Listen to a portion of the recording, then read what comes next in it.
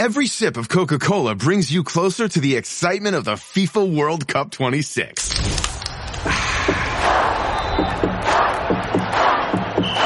Because nothing compares to the joy.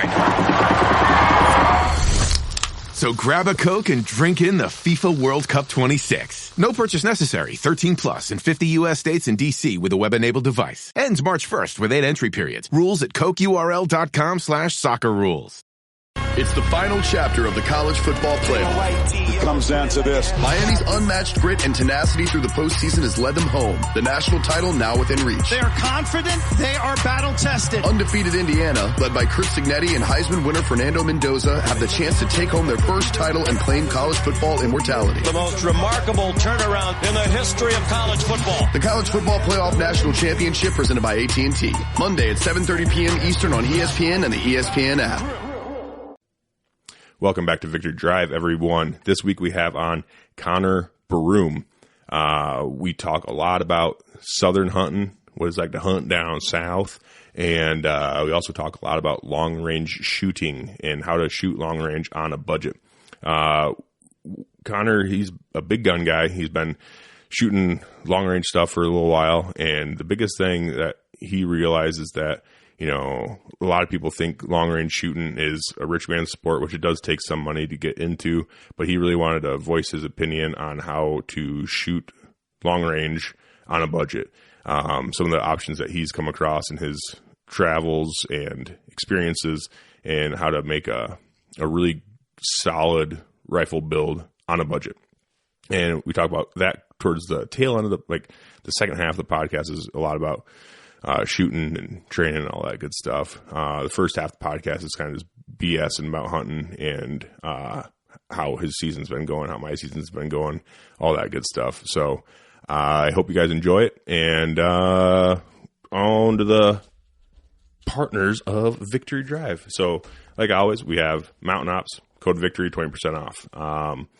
Great supplements and great people behind the company. Grizzly, code WCB for 15% off. Grizzly Coolers. They are the title sponsor of the show. Great people, great outdoorsmen, great ethics, just grade A people behind Grizzly Coolers as well. Made right down the road in Decorah, Iowa. Best hard-sided coolers in the game, I do believe. And they also support the show. For whatever reason, they decided to buy into Victory Drive early and say, you know what, this guy, we believe in this guy. Maybe they thought that. Or maybe they're just like, I don't know, we'll just see how it goes. Maybe we won't even renew at the end of this year. I don't know. We'll see. But Grizzly Coolers, they're great dudes. I love working with them, honestly. And awesome products. So also Africa, August 26th through September 3rd, 2024. Contact me if you have any questions. Gunner, bow, and it's a blast. You guys, I've talked a lot about Africa. Just let me know if you guys want to get to Africa. We have a few slots left in Africa. And also Wyoming Bear Camp, May 27th through the 31st. This is filling up pretty quick. I've already got quite a few people, like a lot of people interested, and honestly, quite a few people signed up. I think we only have like a couple slots available. So if you want to get to Wyoming Bear Camp, let me know and we'll figure it out. If a bunch of people do end up wanting to go Wyoming Bear Camp, Trey will extend it out a little bit further, but just for my week, there's only a couple spots left, and that is now $2,500, and it's the price got cut in half because now it's more of a drop camp style hunt. So let me know if you have any questions. Also, Huntworth, code WCB15 for some Huntworth. I use Huntworth all season this year. Great brand, great people, great clothing. All right, and I'm not going to waste any more of your guys' time. It's a wild week. We're just getting done with Christmas. I hope everyone had a Merry, Merry Christmas and are on their way to a Happy New Year. It's been a crazy week. Hopefully everyone has a great week leading into New Year's and everyone's being safe, getting ready for a fun New Year's. All right. So yeah, that's about it. Love you guys. Hope you enjoy the episode.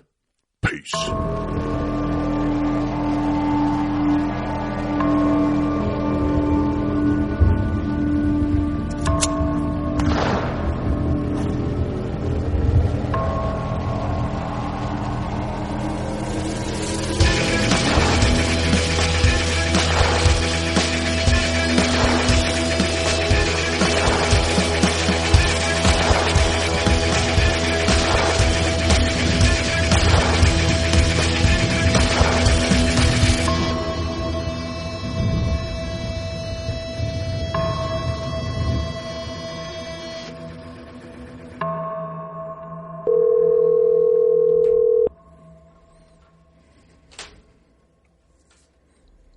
What's going on, brother? Connor, how you doing, dude?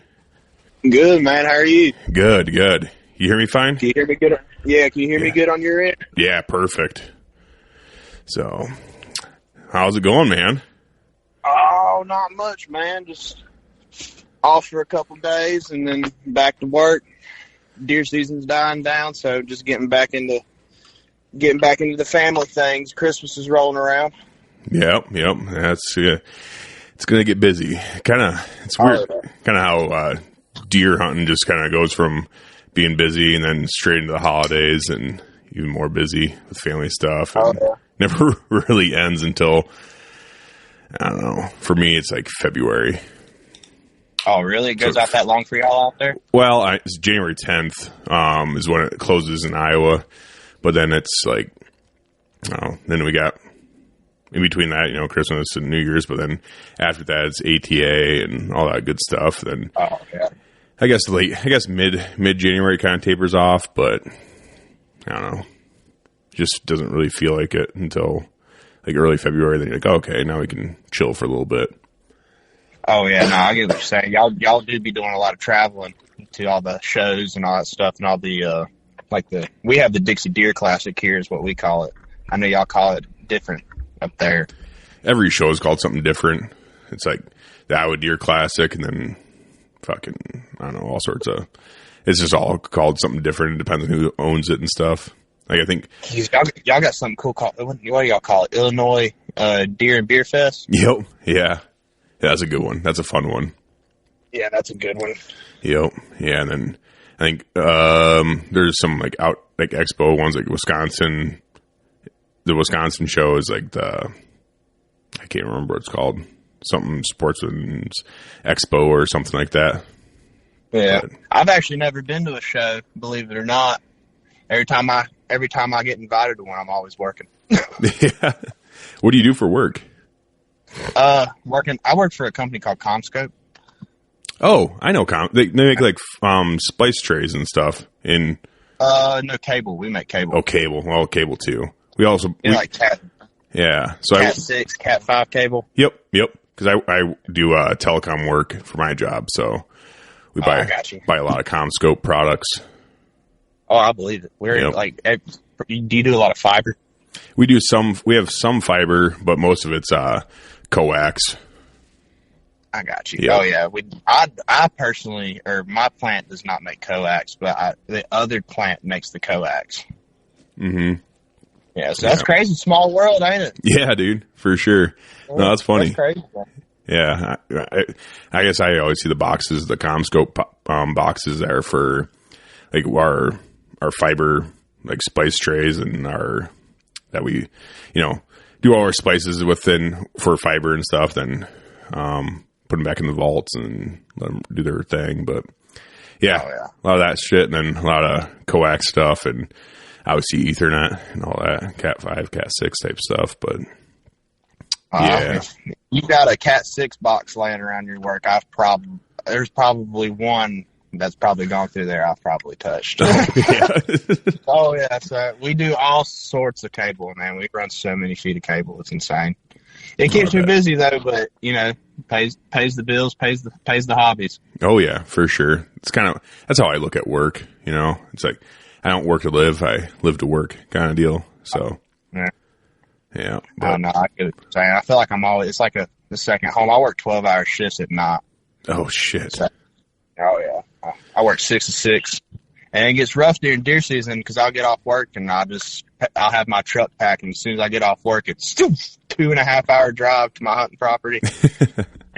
I'm climbing in a tree and I'm sitting all day trying to. Sometimes I get down and lay on the ground somewhere and go to sleep. Jeez, yeah, no kidding. I feel like I'd just be tying off to the tree and just taking tree stand naps. I know I wear a safety harness, but I don't trust that safety harness. Well, I'm a big boy. I might bust the cable on that thing. Yeah, no, it's definitely there for last ditch effort. No one plans to. Like, if you fall out of the tree, it's not going to make it feel nice. It's still not going to feel nice. It sucks. Oh no, I've seen a lot of people get like muscle tears and some of the bruise comes out of it. But I mean, I'd rather have a couple muscle tears, maybe a a pulled groin or a hurt back over a, shattered femur and femoral bleeding. Oh yeah. Or like Doug, he broke his back and had to freaking sit in a wheelchair for however many months. Hey, believe it or not, I have broke my back pretty much deer hunting, but I did not fall out of a stand. I actually picked a deer up to put it in the bed of my truck, and my back went. Really? Yep, back surgery and everything. Jeez. Were you immobile? Oh, yeah. I was mobile I lost a lot of feeling in my left leg. I actually finished that season out before I had surgery. Jeez. It happened in September, and our season goes from September to January 1st. And, okay. I finished the whole season out, and it was miserable. Yeah, that does not sound fun whatsoever. I didn't kill a whole lot of deer out of all the movement I was doing. Mm-mm. Yeah, no. Nope. Well, and then also it's like you don't want to load up another deer with a broken back. So if it was me, I'd be pretty picky. Believe it or not, I actually carried one out on my back out of a holler. Dang. Yeah, it was painful. I took the guts out and all that stuff, but it sucks. I hunt the mountains in North Carolina, and you talked to Jordan Jones. Oh yeah, did he ever tell you how bad it can get sometimes up here in the mountains? Oh yeah, he's made mention of it.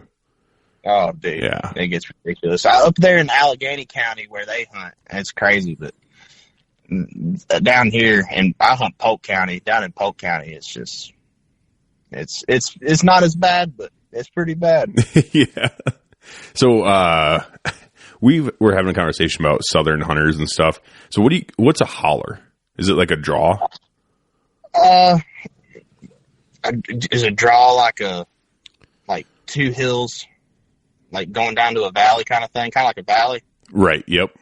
Yeah, that's a holler to us. Okay. Yeah, that's what we figured, because we call them draws. But I guess over there, are you talking like, do you have like ridge tops a lot and like fingers that come off of a main ridge, or is it more like just a like really steep like rolling hill type situation like in Tennessee? Man, where I hunt, it's like straight up, straight down. Okay. It's either or. I'm in a little bit of a low spot. I have two different properties that I hunt, and one of my properties is pretty much to be honest, I don't want to shoot a deer and drag it out of there. Oh, yeah. And the other one is a little bit more of a tame spot, but we got some pretty big hollers back in there, and I couldn't imagine wanting to drag a 220-pound buck out from the bottom or something. No, dude. No. So I hunt the northeast part of Iowa quite a bit, and over there it's a lot of it's like along the Mississippi. So there's a lot of bluff country type situations out there.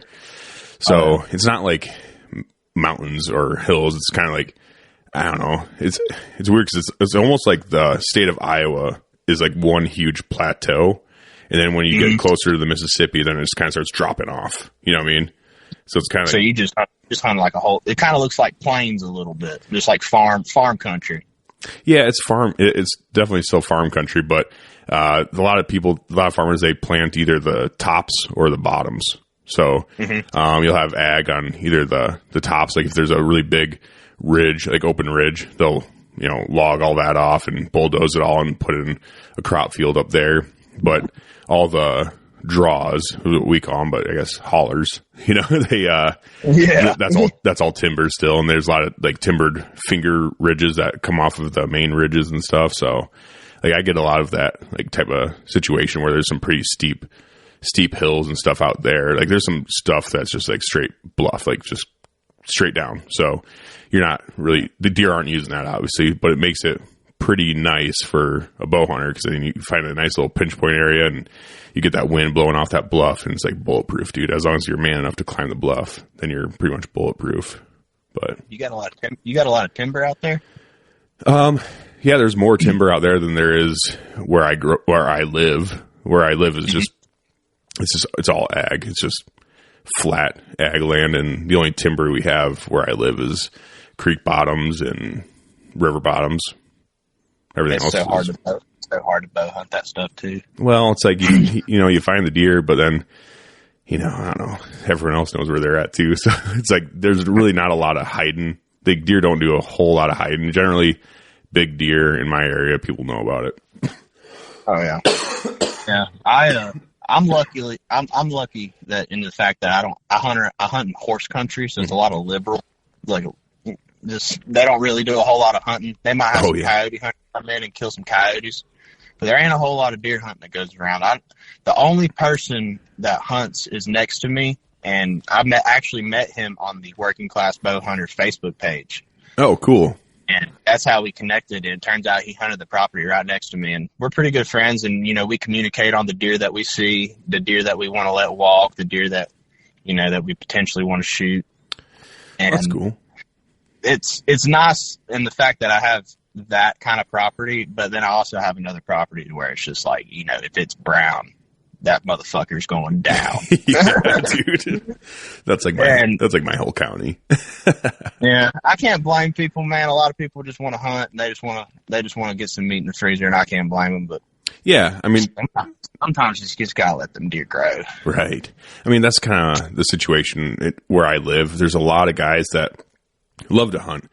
They grew up hunting. They love hunting, but at the same time, they're busy, right? So they work long hours. They're really busy with family and work and all that other shit. So if they do bow hunt, it's very limited. And then they get out. They find time to get out during gun season. Either they go out, if they go out gun one, and they just have to take off, make sure they're not busy for one weekend, and then it's that same situation where, if it's brown, it's down kind of thing. Like I have 2 days to hunt. I want to fill my tag and eat some deer. So that's generally what they do around here. And I can't blame them for that. It's like they're just trying to do their thing and get some deer meat in the freezer, So it's like, yeah, I don't know. Does it still kind of bother me selfishly? Yes, it does. But at the same time, like I can't really get mad at them. No, I agree with you 100%.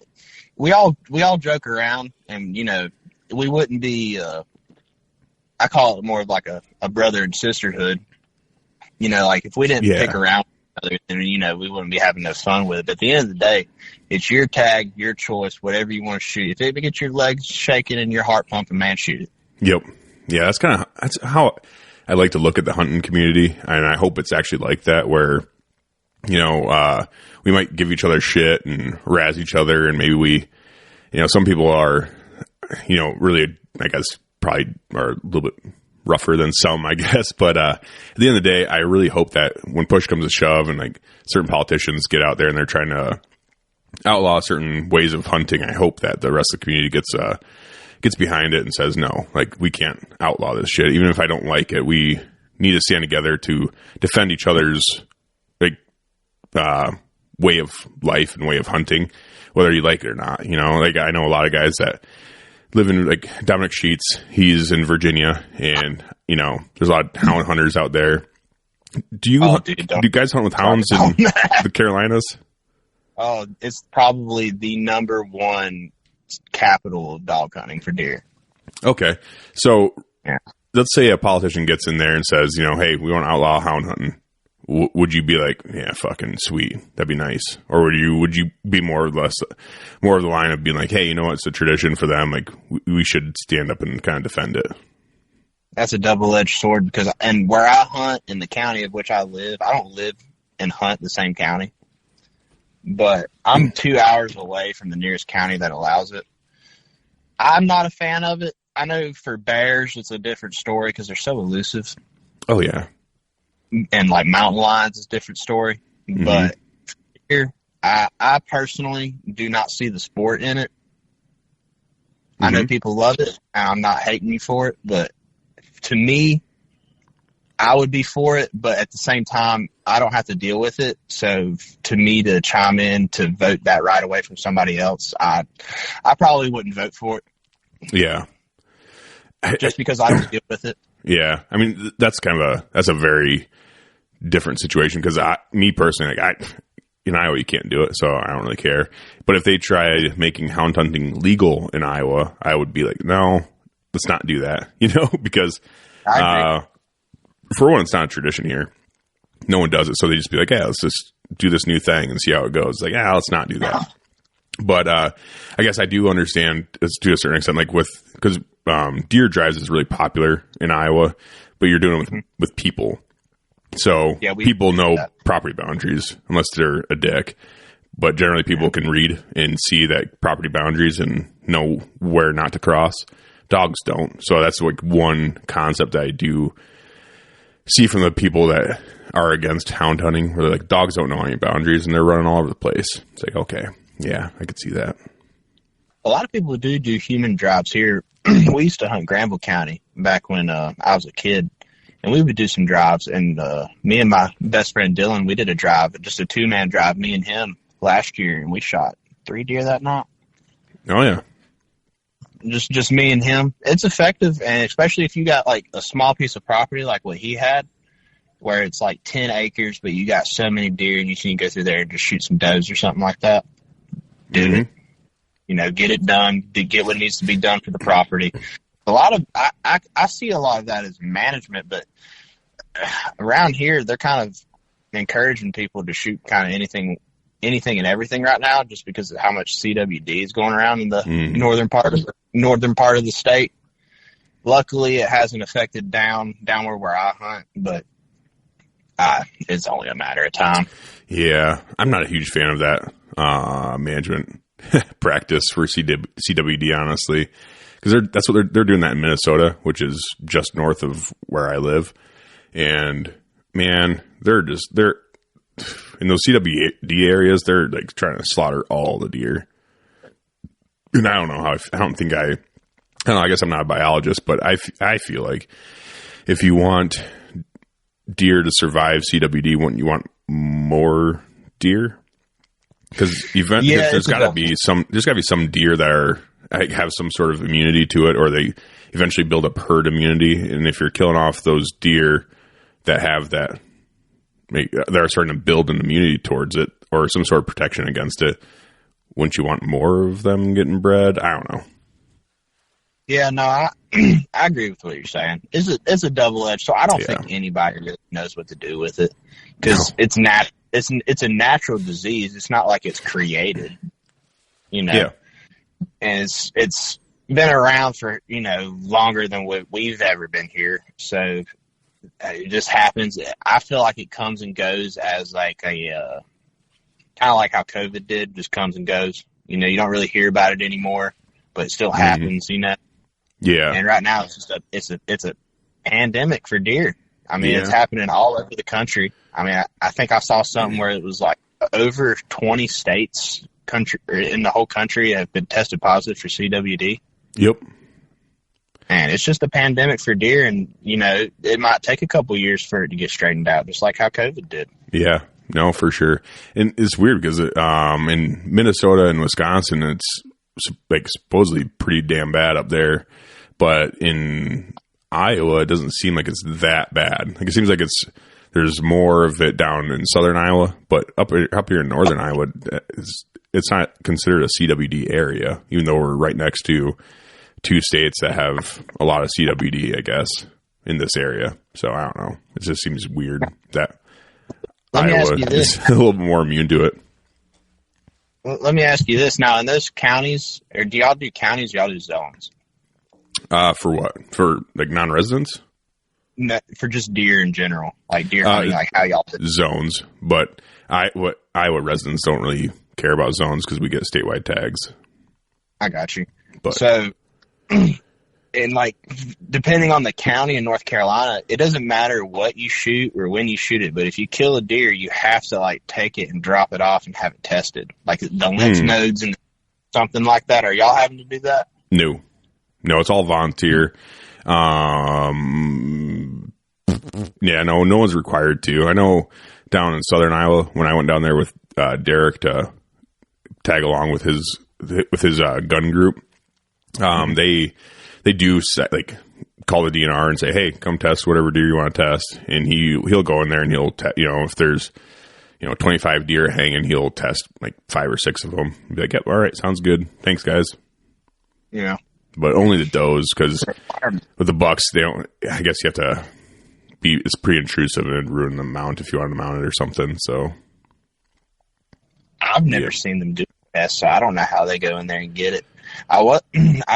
We had a group plan to go to some public land to do some long range hunting up in near Virginia. And I found out that it was one of those counties. I said, I'm good.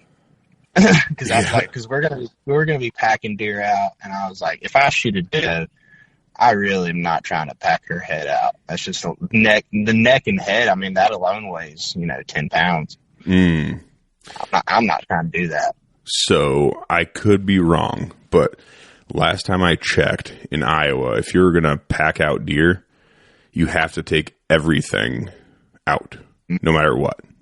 If you cut it up, okay. But if you drag it out, like, great. But I think, so even on public and stuff, especially, I think you have to take everything out with you, regardless. I think you're allowed to leave the spine and ribs, but you have to take the head no matter what. Yeah, I think in North Carolina, take all the edible meat.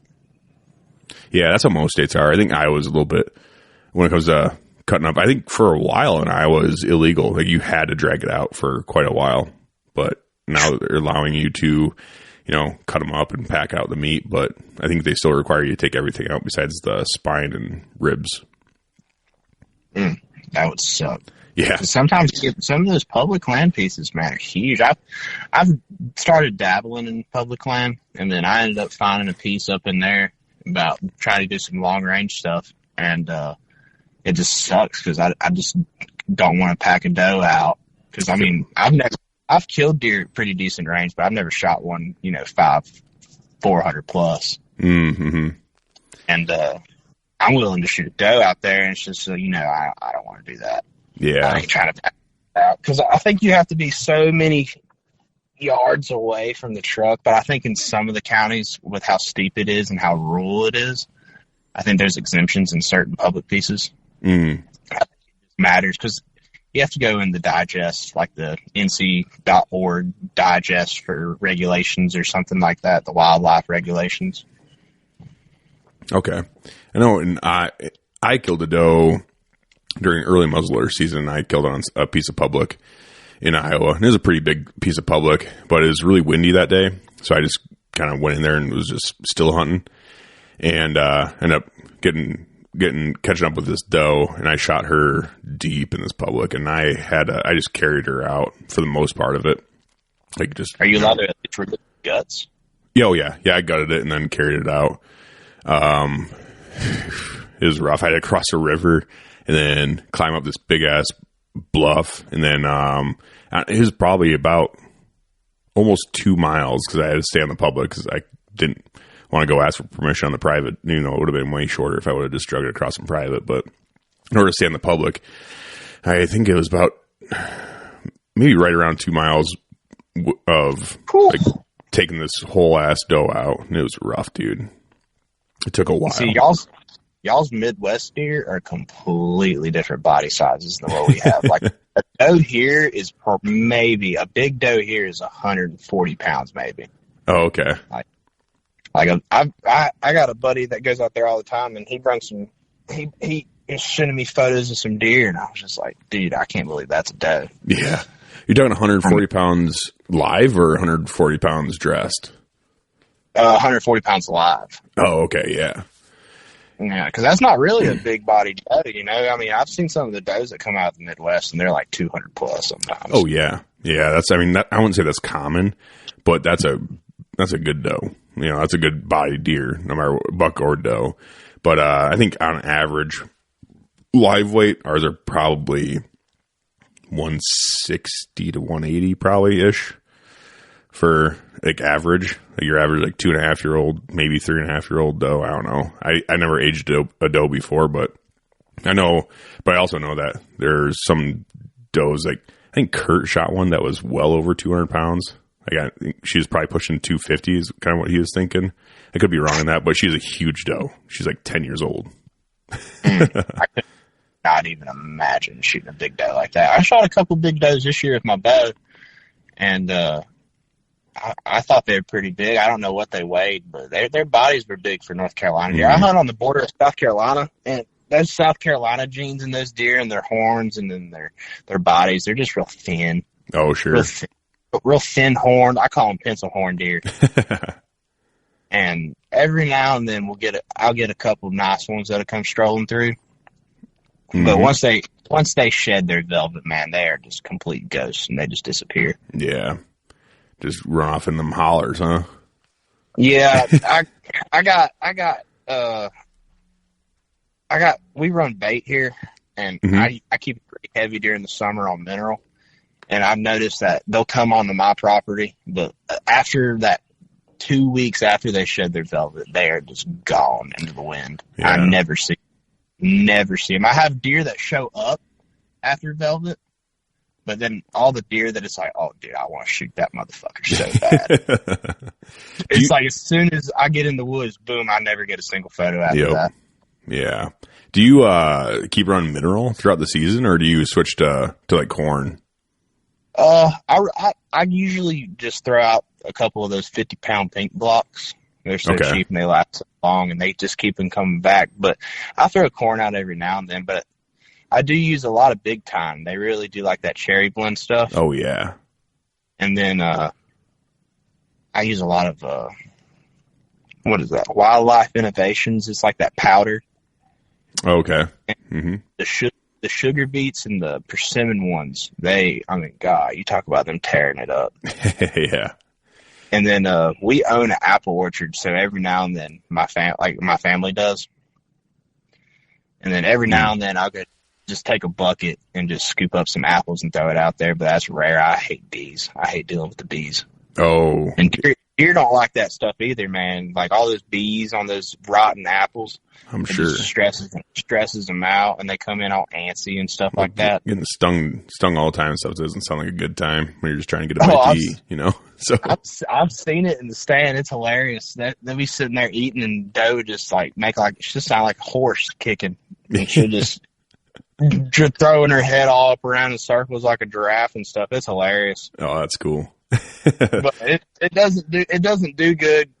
It's just I don't know. This late season's been rough. Usually I'm covered in deer with corn and stuff like that, but I haven't. I've gone probably 4 or 5 times. And I haven't even seen a doe. So it's just it is what it is. Yeah.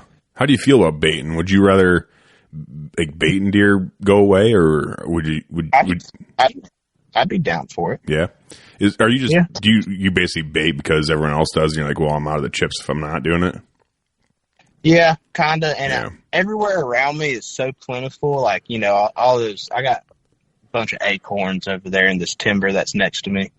Mm-hmm. And then on Tanner's property, he's got a bunch of just amazing bedding area over there. I mean, just phenomenal bedding area. And so they kind of just travel to and from my place, just going from food to bedding area. No. And I just catch them in between there. But I'd be down for it. I'd have to plant some plots and stuff like that. This year I've been thinking about doing some Kurt and everybody in Austin's all talked about frost seeding. Mm-hmm. And I think I'm going to jump on the bandwagon and try some frost seeding. Well, yeah, even though it's a bait state, I mean, I think Damien Riffle, he talked about that. Because he lives in Ohio, and that's a bait state too. And he still plants food plots and stuff. It just keeps them going there. I think deer prefer to eat shit that's like from the ground. You know, it's fresh, and it's, you know, I think they enjoy that more. But they're not going to skip over a pile of corn either. You know. Oh yeah, and another thing that I also don't do that a lot of people do is I do not run. I hate them so much. I hate automatic feeders. Oh, okay. Because it just adds so much more stress. Because I've seen it. Because they'll be sitting underneath there eating, boom, feeder go off. And next thing you know, they all run off. They don't come back. Mm-hmm. So it's like, why would I do that? I just dump it out on the ground. I was just going to say, you just go out and dump it. Oh, yeah, I just dump it out on the ground. I could send you some photos later. I've been called the Lord of bait piles. I go out there and because I live 2 hours away from where I hunt. Uh-huh. So when I corn out, I go throw 300, 400, 500 pounds of corn out on the ground in 2 or 3 different spots, and then I leave. Yeah, makes sense. And I got bears too, and the bears just come in there and just annihilate it. Just roll around in it, fuck it all up. Yeah, they don't really do. They don't. I've noticed that they don't add a whole lot of stress to the deer because they live with them. Mm-hmm. When the bears are there, they definitely ain't coming. Right. But this year, luckily, I haven't had no bear problems. Well, that's good. Knock on wood. And I haven't been baiting as much as I've been doing a whole lot more timber hunting and a lot more just still ground hunting. It's rifle season now. Mm-hmm. I like to deer with a bow, man, but rifles are very effective. Oh yeah, dude. It's the equalizer. They're Some would very, call it, very effective. Yeah, dude. I'm not gonna lie. I'm not a purist in anything. Honestly, I love bow hunting. I love gun hunting. I love shooting. I love shooting rifles. I love shooting handguns. I don't give a fuck. Like, you know what I mean? Like, oh yeah. I'm just not a purist in anything. I don't know. Probably just because I feel like if you're going to be so stringent and so pure, like hearted about something, like that's great and all. Like that's really cool that you can dedicate yourself just to one thing that you want to be really good at. Like that's awesome. But in my opinion, for me personally, myself, it's like I don't like missing out. I don't like sitting out gun season. I don't like sitting out seasons just because I'm like, well, I'm a fucking bow hunter, dude. And I don't like sitting out bow season because I'm like, I'm a fucking rifle guy or I'm a gun guy. I like to go out and do everything as much as I can. So, can you not bow hunt during rifle season? Not in Iowa. Damn, that sucks. Nope. In Iowa, once gun season kicks off for those 3 weeks for gun 1 and 2 in Iowa, there's no bow hunting allowed. That's rough because you can bow hunt. Muzzleloader comes in whenever it comes in. You can bow hunt as long as you wear orange. Rifle comes in. You can bow hunt as long as you wear orange. Oh, okay. But I shot a pretty decent 8-pointer this year. He wasn't no monster or something like that. He might go 110, 115. No monster, but he was goring another buck when I shot him. That's pretty cool. And so when I saw him goring, I said, you're definitely mature enough to want to stab something. And, I wouldn't have been able to kill him with a bow because I shot him at 200 plus yards with my 300. With your what? And with my 300 PRC. Oh yeah, dude. We've been talking a lot about that 300. I really want to get into that stuff pretty soon too. Ah, dude. We'll dive into that, but that I'll talk more about that thing. That thing is a hammer. But I shot him at like 200, over 200 something yards, and you can't shoot 200 yards with a bow. Maybe a not crossbow. accurately with the deer. Yeah, maybe with some of the newer crossbows you can. I don't know. Yeah, I believe it. Yeah, new ravens are ridiculous. I know somebody with a Raven at work, and those things are just fucking retarded. Oh, they are. They're fucking crazy, dude. And what kills me is that he's able-bodied. Mm-hmm. You know what I mean? Yep. I'm one of the. That's a whole nother topic. But. It is. It's been beaten to death, but at the same time, it's like, damn it, dude. Like, what are you doing? Yeah. What are you? That is one thing that is one hill I will die on. I think I will never be okay with crossbow hunting. And I've had conversations with people like, well, how can you hate on crossbow hunters when you gun hunt? I'm like, well, because it's not the fucking same, dude. It's a completely different season. It's a completely different season. Like, I don't know. I'm all for crossbows during gun season. I'm all for crossbows during late season in Iowa, because in Iowa, you can't hunt with a crossbow until late season if you're able-bodied. Other than that, it's like you got to be disabled to do it. And it's like I feel like archery season during that October-November time frame, it's a treasured time frame because that's when deer are at their most vulnerable. And if you're out there shooting deer with a gun or a crossbow, I feel like you're just taking advantage of them at that point, So, yeah. Especially in the Midwest, like out west, it makes a little more sense. Like during mule deer, with mule deer and stuff, during the rut, it's a little bit different because they're traveling so much. So I get why they do rifle season kind of during the rut in the West, but in the Midwest, dude, it's like that's crazy. Yeah, the rifle, our rut, or my rut, different regions of North Carolina are different. But our rut is peak rifle, like the first week of rifle. Okay. And when I shot that deer, I was sitting in the woods and I heard a doe blow, and I was like, man, there ain't no way she blew at me. And next thing you know, the whole woods erupts in deer. And I just see deer out in my field. I got like a 200, almost 300 yard field. Mm-hmm. And I'm sitting in the woods in the timber, and I just hear deer running. I just see deer running in the field. I hear grunts and snort wheezes, and next thing you know, have you ever heard a deer roar before? Oh yeah, yep. Sounds like a stag, kind of. Yeah, I've heard it one time, and it threw me off, dude. Like, it kind of startled me. What the fuck was that? And I seen the deer, and I was like, holy shit. Okay.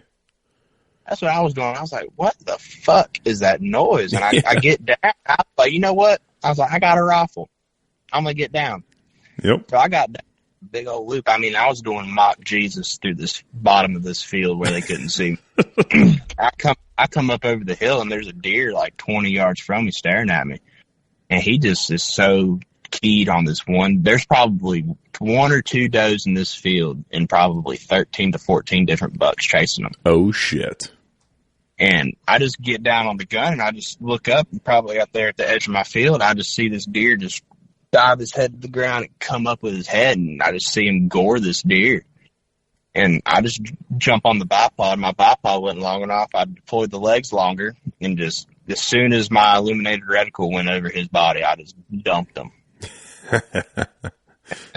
Didn't kick. He didn't. All I saw was his ass hit the ground and his head just did that. You know that flop that they do? They just flop over. Yeah. Yep. He flopped over, and I just started shaking. I lost it. I was like, holy shit, that just happened. But I hit him in the spine. It was a little high. My adrenaline was just going. Mm-hmm. And he's dead. Dead's dead. Yeah, exactly. That's how I feel. I mean, if I'm shooting a rifle, if they're standing there and I have a good shot, I'm going to try to shoot high shoulder so I can let the wound channel of the bullet go through and disrupt the spine. So then they drop right there. You know, that's kind of how that, if I have a picture perfect shot, that's what I'm going for, you know, and then you get top of the lungs and spine, and then they're dead in seconds, and there's no tracking. So it's great. I'm a high shoulder guy as well. Yeah. Sometimes I'll shoot him in the neck if it's like a doe or something like that. Cause those neck shots are pretty lethal with a rifle. I know a lot of people think it's not ethical, but I have yet to see a deer run from a neck shot. Yeah. A lot of people hate on them when they don't understand. It's almost like, it's almost like taking a frontal shot with a bow and arrow. Mm-hmm. When you're really close and the deer's frontal and guys throw it in the fucking pump station full frontal. Some people are like, that's one of the most unethical shots you can take. And it's like, well, but if they're close enough and, you know, if everything feels right and you send it and they're dead in, you know, 10 seconds, like that's not unethical. That's probably very ethical. You know, if you do that, obviously I get, if you hit them low and you're in the brisket, or you hit them high and you sever just their esophagus and no arteries or anything like that. Like I get that. Like you can fuck it up pretty bad, but I don't know. I mean, let's be honest. How many elk shots have you seen online that are frontal and they just boom, a lot. Blood pour. They dump out right there, and next thing you know, they either fall right there. There's that one where that kid shoots it. He hits it in the neck, dude, and it just starts pouring. He just stands there, and he just falls right over. Oh, yeah, the one that doesn't even move. Like, he doesn't even take but one step when he's falling down dead. And elk shape, I mean, he takes a lot of frontal shots. Cameron Haynes takes a lot of frontal shots. I mean, these guys, if you know your setup, if you know your setup, you can do it. Yeah, and they're calling, you know, they're out there, they're calling elk in, and when they're coming in frontal, you know, and same with like whitetail adrenaline. Like Jared Chesler loves that shot. He loves a frontal shot, but that's because he's out there ground and pounding with a decoy, and when a buck sees a decoy and he comes to run it off, he's generally not going to go broadside until it's too late, and then he's a very high probability of him busting or something like that. So when he gets within, you know, 15 yards and Jared's behind the bow, it's like that's not a good spot for that deer, you know. So for people to sit back and armchair quarterback and say you shouldn't do that kind of thing, when you have a success rate of like, because I think Jared Scheffler said of all of his frontal shots he's taken, he has only lost or had to do a follow shot on like 1 or 2, and he's done a shit ton of them. So it's like when you have a 90+% success rate with a certain shot placement, then, you know, you can't sit there and tell me that's wrong. Oh no, you can't. You can't at all. Mm-hmm. Same with neck shots and with guns. You know, I would never take a neck shot with a bow and arrow. But if I have a rifle, it's like, yeah, well, depending on the situation, I'm not going to say I would never do it. Yeah, I had a deflection one time with my bow, and I didn't see the branches, so dim light. And the arrow deflected and actually smacked that doe right in the neck. And I had to get down and put a follow-up shot on her, but, I mean, it dropped her out in her tracks. Mm-hmm. But that was back when I was shooting mechanicals, and I was shooting a Rage, and you know how a Rage are open on contact. Yep. And it just severed her spine right there. But I got down and made a quick follow-up shot, and she died quick. But it can be done, but, you know, I saw a lot of things on Facebook this year, like on the forums and stuff, on North Carolina specifically, a lot of people shooting deer in the neck with bows, and I don't understand it. Yeah, I don't like that. It was like it looked like they were trying to split the jugular, and that was just like they were hitting it and hitting it right, or they were gonna either miss the deer. It just don't make no sense to me on why you would do that. Yep, I killed a shed buck a couple of years ago during late muzzleloader. I had a doe tag, and in Iowa, yes, a lot of people don't like this either, but if you shoot a shed buck you can put an antlerless tag on it. A shed buck, or a button buck, or a spike buck. Like, a lot of people don't like that, but it is totally legal. So I shot this shed buck, and he was in his deathbed. He is fucked. Like, he's been sitting there for months. It is nuts. But after I got up to him, he had like no meat on him. He was just skin and bones. It was insane. Anyways, I did a little investigation. I found a broadhead lodged in his neck. Like, it severed his esophagus, obviously missed his arteries and stuff, and didn't hit the spine, but it was stuck in there. Like, just the broadhead was. And probably maybe 2 or 3 inches of shaft left in there, and he's just slowly dying. And I'm like, damn, that's not good. But I killed him. And, how much infection was in there? So it wasn't like really pussy or pockety. It healed up. Looked like it healed up pretty well. It looked like he was starving to death, honestly, because he couldn't swallow or something because there's a broadhead in his esophagus. So like that cut through his esophagus. And I don't know if it didn't look like that healed up very well because the broadhead was touching the spine. It looked like it almost got like lodged in there, but just didn't have enough oomph to sever the spine. So it was a pretty unfortunate circumstance for that deer, but what do you do? I don't know. Yeah. You can't control other people in the woods. No. It's just, I lost 2 deer this year. I found one, but that was when I was having muzzleloader problems. Oh, yeah. I was trying to figure out that muzzleloader issue and just like, did it like being shot on a clean barrel or a dirty barrel? Well, I shot a doe with a clean barrel at like 50-something yards, and it went into her guts. And, you know, if your bullet doesn't hit hard, sometimes it just doesn't open up. Mm-hmm. And it just zipped right through her, and I had no blood. And I was like, you know I hit her because it's just, there's no way. She was like 30 yards from me.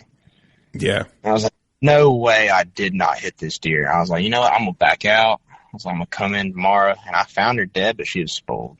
Yeah. She done spoiled. And, you know, that's a part of hunting that, you know, a lot of people don't talk about. You know, it gets warm sometimes, and, you know, it went through the guts. And when I skinned her out on the ground, I was going to tape her out on the ground. I wasn't going to drag her out of there. And I peeled her back strap out, and then when I looked on the other side of the back strap, it was like green. Oh, yeah, that's not good. And I was just like, fuck. Because I would have rather have missed her than have shot her and that had that happen. Mm-hmm. And then it's just, I don't know, it's just a very misfortunate thing that happens. You know, it's good that you were able to harvest that deer and put him out of his misery, but it's like a lot of the times you got to get the meat off of him. Yep, it sucked because I couldn't get any meat off of him. I didn't feel comfortable getting any meat off of him either because one side, I'm not shitting you, just had literally no meat on it because there's a side that he's laying on. The opposite side had some on it, but I don't know. It was rough. Like, I'm telling you, he would have been dead in probably, I don't know. I can't believe he was still alive, honestly. He let me get all the way up on him. Like, I seen him, his head pop up. He was just looking around. I got all the way up to like 15 yards. I'm like, what the fuck? And I got like 15 yards away, and then he popped up, and right when he popped up, I'm like, well, whoosh, and just dumped him right back down. But it was pretty gnarly. He was probably so sick too. You shot him. Yeah. He was so weak. He had no meat on him. I'm surprised he even had enough, enough meat to get up out of his bed. Honestly, is crazy. But yeah, I don't know.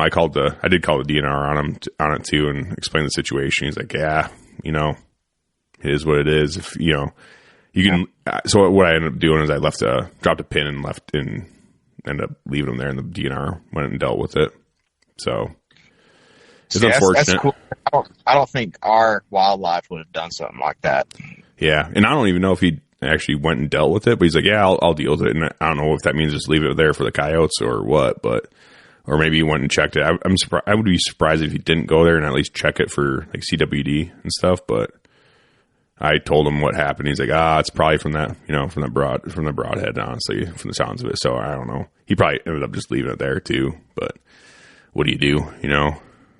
Yeah, I found a deer laying dead in my mom's neighborhood just a couple days ago, and you know it was near the road, but you know you can tell when a deer gets hit by a car, and it had no marks, had no distortion on them, no like fur missing, no mark, nothing, no bullet hole, and it was a 2-year-old buck probably. He wasn't a giant, but he had no marks on him, and I called wildlife, and I said, hey, I think y'all might need to come grab this deer and have it tested, because it don't look like it's been hit by a car, and that sucker's still laying there a couple days later.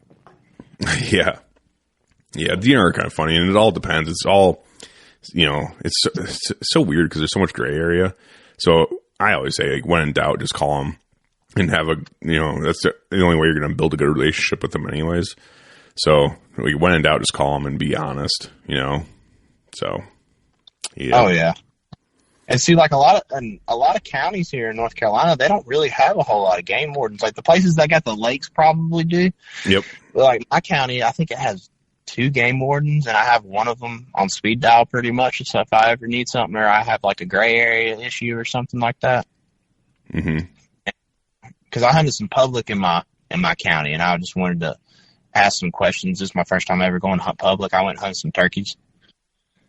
And I just called him and got some questions, but he's been pretty helpful. I had a deer last year. I shot probably my biggest deer. It was probably 100. It was up there. I don't want to say how big he was, but he was over 140. Oh, nice.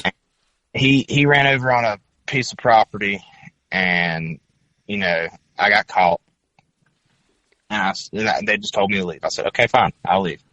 Well, then I come back. Game warden the next day, and we tried to have a conversation with him. He told us to get the fuck off his property. He don't want nobody walking around his property. He told us to fuck off. And that game warden, I got in the game warden's truck, and we went back to my place, and he was like, man, fuck that guy. He's like, fuck. Because we were trying to explain to him, like, you know, this deer could still be laying. Like, he's just going to lay there till he dies, and he could be alive still, and we need to find him and put him out of his misery, and they just did not care. No care in the world. So in that case, you just have to leave them? Yeah, I had no choice. That's crazy, dude. So in Iowa, we have the right to retrieve. So I wish. Yeah. So if I hit a buck, he runs on private. I always try to find the information of the landowner and stuff and contact him. Usually, I'd say I've never had it happen, but usually I feel like people are pretty forgiving in Iowa, at least. We're like, yeah, do what you need to do, kind of thing.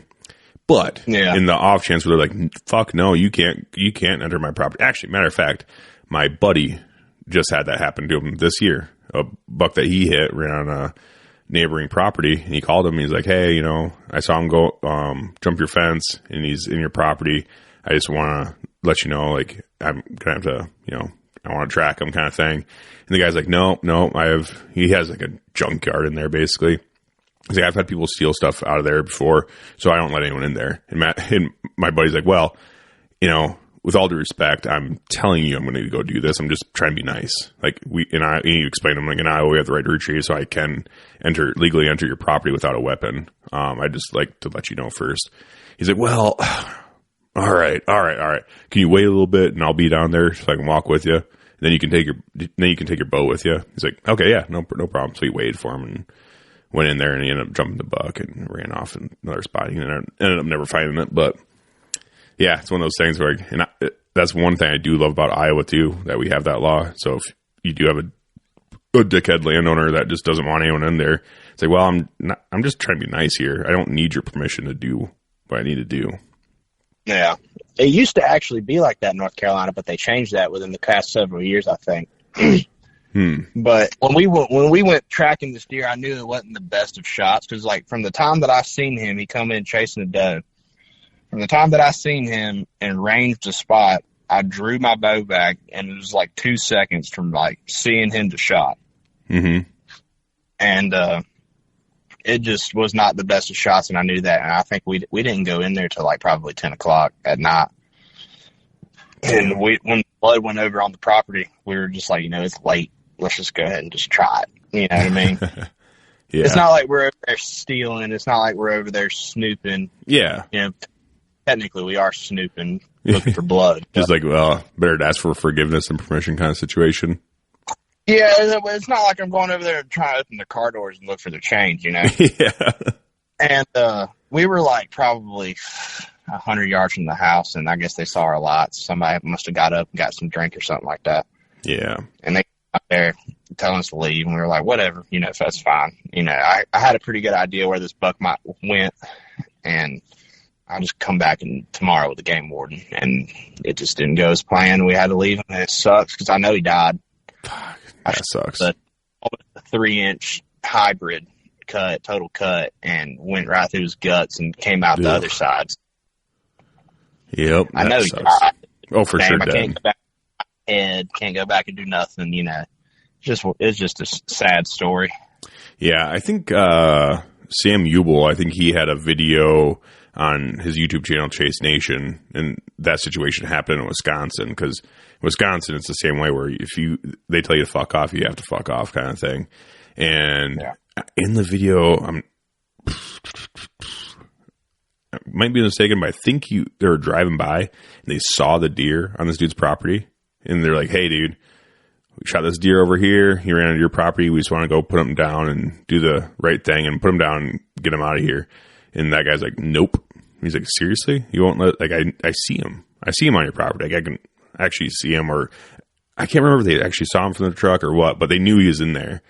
And he's like, nope. So they did the same thing. I think they called the game warden. Still no. And they just kind of kept harassing him. And I think it was like the third or fourth day, or maybe it was a week later. It was a significant amount of time later.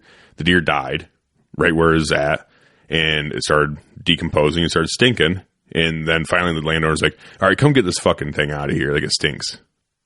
Yeah. It's like, what? So they went and got the deer. But it was obviously completely ruined. It's just like, dude, why wouldn't you let me in there earlier? Like, I told you it was going to die. Like, what did you think was going to happen? The world moves fast. Your workday, even faster. Pitching products, drafting reports, analyzing data. Microsoft 365 Copilot is your AI assistant for work. Built into Word, Excel, PowerPoint, and other Microsoft 365 apps you use.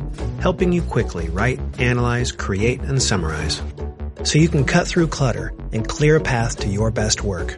Learn more at Microsoft.com/M365 Copilot. Still got to put your tag on the deadhead too.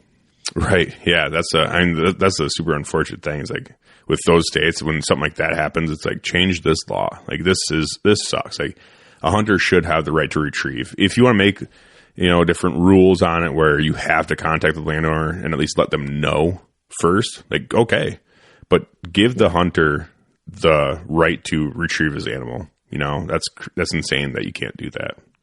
Well, it's the most ethical thing. Yeah. It's 100% unethical, or at least like you did, go in there with a DNR and make the law where it's like they can't deny the hunter with the DNR officer, so he can be there with the guy and make sure everything's legal and legit. Oh yeah, he was actually talking about, if this deer's still up and we can't get up to him, I'll shoot him with my AR. Yeah. Let's just get this deer done, because I told him where I hit it. He's like, well, he's just going to lay here and suffer for, a day or two. Mm-hmm. And it's just one of those misunfortunate happenings. It was gun season too, is what's crazy, and I should have been carrying a damn gun. Right. But that's just a whole nother topic. Yep, it sure is. But I really want to get to some gun talk here, because we were talking. We've been messaging back and forth for, I don't know, quite a while now, and you had this idea. You're like, hey, why don't we talk about like long range shooting on a budget, right? Oh, it's doable. 100% doable. So let's kind of start with, I guess, maybe your setup and just kind of go from there. The setup that got me into long range is that I was looking for, I have a Browning and 270 short mag that I just cannot find ammo for. And so I bought a 6.5 PRC and a Weatherby. It had a long action. That way it could take, it's a short action cartridge, but it was chambered chambered in a long action from Weatherby, so you can shoot the longer, heavier bullets. And I started doing a lot of research on the round, and I was like, apparently this thing's very effective at the long range. And so I started researching. I put a second focal plane Vortex Viper HST on it. Okay. And I get out to a 600-yard range, and the first time I ever shot past 150 yards, I was just dinging steel, just got lucky.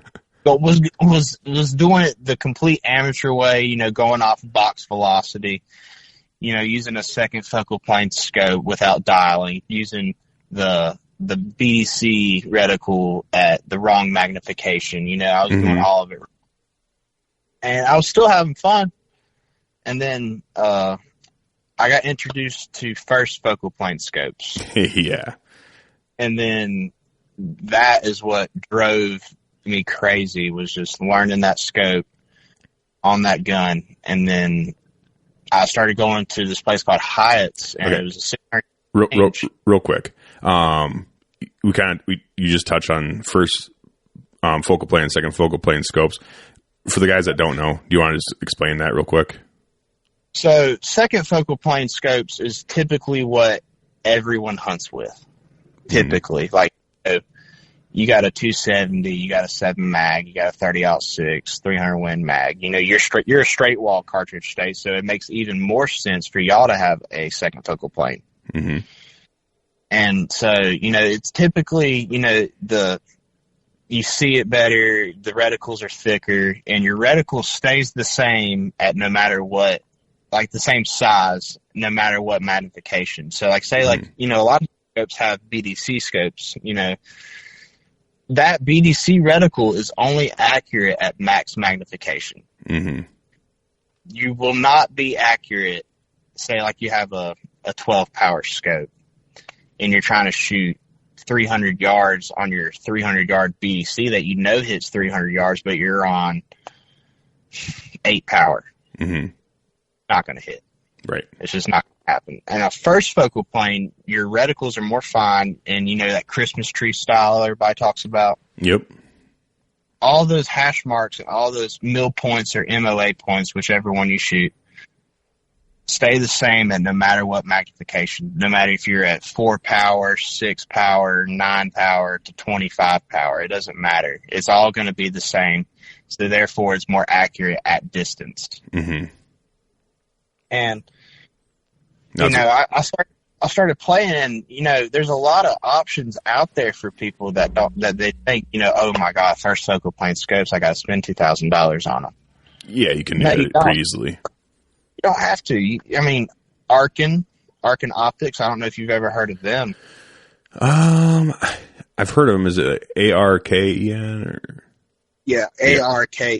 Yeah, yep. I got introduced to Arkin, and dude, for the SH4 on a 6.5 PRC, I was hitting out to a mile, but I was also having to account for the transonic barrier for that caliber, right? And so, let me cut it back a little bit. I started off at Hyatt's at a 600-yard range, and then I got told about a place called Coleman's Creek from my buddy Alex. And we met online on Facebook, and he invited me out to a night shoot one day. And we got there right before dark, and we were shooting out the distance, and it was my first time ever shooting past 600 yards. And I had a second focal plane scope at the time, and my Arkin was on order. So I was waiting on my Arkin, hoping it was going to get here in time and have it set up. I was going to zero it and go out there, but it didn't. And so I was just shooting Alex's, and Alex has got some baller builds. He's got a Scar. He's got a Scar heavy with an ATACR, Night Force ATACR on it. And dude, I mean, you talk about just dial and hold right on at 1,000 yards. I mean, it was insane to me. And so later that night, we were shooting with a 5th group ODA sniper, and he had an Accuracy International that he had 3 different barrels with him. He had a 308 barrel, 300 Win Mag, and I think a 300 Norma barrel. Okay. And it had a Schmidt and Bender with a Raptor sitting on top with a thermal or night vision PVS, whatever they are, clip on. Yeah. Yep. And we were shooting like 700, 800, 900 meters in the pitch black dark. That's badass. And it was insane. So that was my first introduction into real long range. And then I got my Arkin, and I ended up becoming a member of that range. Coleman's Creek is what it's called. Mm-hmm. Phenomenal place in North Carolina. I recommend anybody in North Carolina listening to this to shoot there, because it's a professional place run by ex-Special Forces, because it's near Bragg. Oh, okay. And you talk about, like, there's no range officer standing over your back. Everyone there's got common sense. You know, if you're doing something stupid, somebody's going to tell somebody, and you're going to get kicked out. Yep. So I became a member there, and I got my Arkin, and I started playing the hunting distances, because I got into long range precision shooting for hunting. I'm Western curious is what I call it. Oh yeah. And I just started my mule deer draw for Wyoming, and so I got into long range for that. I wanted to become proficient at it, and I wanted to go ahead and start. And I started shooting at 700, 800, 1,000 yards, and I was like, this is very doable. It's crazy on how doable it is with a $330 scope on a $700 rifle. Mm-hmm. Now, granted, I had a thin barrel. I could only shoot about 3 shots out of 6.5 PRC before I could cook bacon. You know what I mean? Right. So it was, 3 shots, 4 shots, let the gun cool for 20 minutes, and then shoot. So I started getting really big into wanting to do ELR shooting, and oh shit! I purchased a 300 PRC and a Bergara B14 Wilderness Ridge. Oh yeah, and that motherfucker is a shooter, dude. Bergara, I honestly don't think, for the price especially, I don't think it's hard to beat. That is a hard rifle to beat, honestly. I agree 100%. And I paid $1,000 cash for that gun, which is not a lot of money for a gun nowadays. I mean, brand new gun. Especially one that shoots like that. Yeah. And I paid $1,000 for it, and I put the exact same Arkin that's on my 6.5. I bought another one and put it on my 300. $330 scope, right? Mm-hmm. And I'm not saying that the glass is Night Force quality. No. I'm not loophole quality. But I can see, you can see hits at a mile. You can see impacts at a mile. Mm-hmm. And so it's decent glass. It's not the best, but it proves that it doesn't take a whole lot of money to get into it. Like, I go out there, it's funny. I go out there with a deer rifle with a big crazy scope on it, with chambered in 300 PRC, and I'm dialing, what is it, 20? I got it right here, 21.5 mils for a mile. Yeah. So it's literally just, you're accounting for the wind, and your apps nowadays, I mean, your apps are free. Like the Hornady app is free. Oh yeah. And 4DOF is amazing. I really like 4DOF. And it accounts for all, the Coriolis effect and all that stuff. Yep. Which when you're shooting out that far, you have to take that in effect for sure into account. Oh, I mean, everything comes into play: temperature, barometric pressure, humidity. But those apps are fucking badass, where you can just plug it all in, and everything else, and just pops it out and basically tells you what to how to shoot it, where to dial and everything else, it makes it pretty, it's very doable for sure to at least get close, so. As long as you have accurate data that's been not only shot through a chronograph through the gun, but also checked at distance. A lot of people don't do that, and that is shoot at distance to check your data. It's called truing your velocity, which I'm part of that. And, like for us, it's like I think it's like a 5 or 6 inch bar that's 5 or 6 inches tall, but probably about 36 inches long. And that's what you true at, and that's at 800 meters at Coleman's. So like, you say like, you just, you put in your app 800 meters. And I shoot everything in meters just because everyone around me shoots it. Yeah. So a lot of what you're going to hear from me is meters. And I know you have a military background, so we can relate on that. Yeah. Well, I mean, when you're shooting with a bunch of SF dudes and stuff, it's like you just figure it out. You just got to do it, Yeah, like everyone around me shoots mills, so I shoot mills. Like I don't have a preference. It's like if everyone around me would shoot MOA, I'd be shooting MOA. Right. I mean, mills is better. For sure. I would argue mills is better. It's a lot less number to keep up with you in your head. Yep. And I mean, there's a bunch. You don't have to shoot just Arkin though. It's like Athlon makes an amazing scope for the money. Vortex makes scope for the money. They do. My buddy Landon, he's a PRS guy, and he fucking loves Athlon. He's a big Athlon guy. So they have $2,000 scopes all the way to $300 scopes. Yeah, and that price range is important, especially for people trying to get into it. It's like you can always. I generally try to advocate people to get more expensive glass, just because you can change it. You can swap it from gun to gun and just re-zero and do what you need to do.